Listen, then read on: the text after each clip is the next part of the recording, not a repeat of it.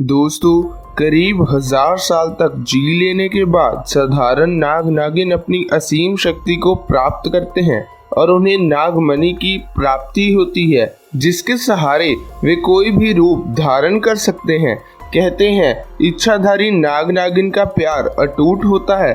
नागिन को अपने नाग की जुदाई सहन नहीं होती। यदि कोई उसके नाग को मार दे या फिर उससे छीन ले तो फिर जिस व्यक्ति ने भी ऐसा किया, नागिन उसे छोड़ती नहीं। ऐसा ही कुछ नज़ारा उत्तर प्रदेश के देवरिया गांव में देखने को मिला। दोस्तों, इस घटना को बताने से पहले जो भी महादेव के सच्चे भक्त हैं तो कमेंट बॉक्स में सच्ची श्रद्धा से हर हर महादेव जरूर लिख दें। देवरिया गांव में एक रमेश नाम का व्यक्ति अपनी पत्नी गीता के साथ रहता था। गाय भैंस के दूध को बेचकर वे अपना समय व्यतीत करते थे। पत्नी गीता कुछ गांव की अन्य महिलाओं के साथ गाय भैंस के लिए घास लाने के लिए अक्सर सुबह जल्दी घर का काम निपटाने के बाद जंगल जाया करती थी। जंगल की पहाड़ी के जब नीचे वाले घास खाली होने लगे तो उन्होंने सोचा क्यों न थोड़ा ऊपर की तरफ चले और गीता अन्य महिलाओं के साथ जंगल के और अंदर जाने लगी। उसी जंगल के अंदर एक इच्छाधारी नाग नागिन का जोड़ा रहता था।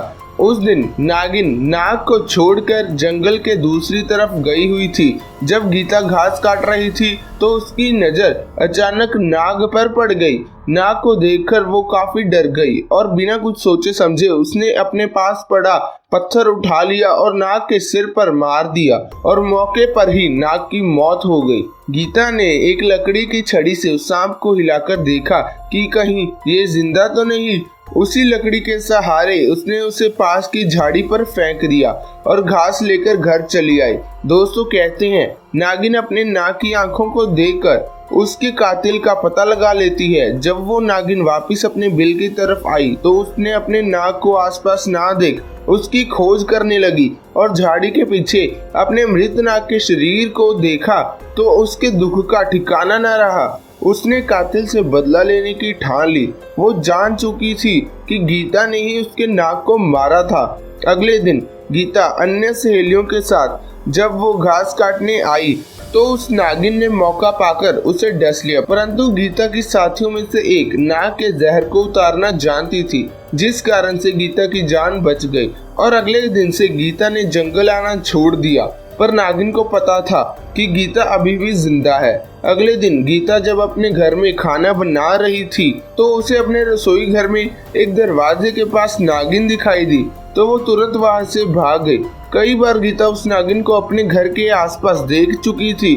जब गीता उस नागिन से ज्यादा ही परेशान हो गई तो उसने अपने पति को सारी बात कही और रमेश और गीता एक प्रसिद्ध सपेरे के पास गए। गीता को देखते ही सपेरे ने बता दिया कि गीता पर नागिन का साया पड़ चुका है और वो गीता को मारकर ही दम लेगी। फिर सपेरे ने गीता से पूछा कि क्या तुमने किसी नाग को मारा तो नहीं था? तो गीता ने जंगल वाली अपनी सारी बात बता दी। सपेरे के साथ वो जंगल में उसी झाड़ी की तरफ गए जहां गीता ने उस नाग को मारकर फेंका था और विधि विधान से उस नाग का अंतिम संस्कार किया गया। गीता को वहां देखकर वो नागिन गीता की तरफ बढ़ने ही वाली थी तो सपेरे ने अपने मंत्रों से दूर ही रोक अपने वशीकरण में कर लिया। कहते हैं कि आज भी उस सपेरे के दीद में वो नागिन है, परंतु किसी जानवर को इस तरह मारने का हमें कोई हक नहीं। उनमें भी हमारी तरह भावना होती है और जान होती है। दोस्तों, कोई भी नाग पहले किसी पर हमला नहीं करता जब तक कि हम उन्हें इस पर मजबूर ना कर दें।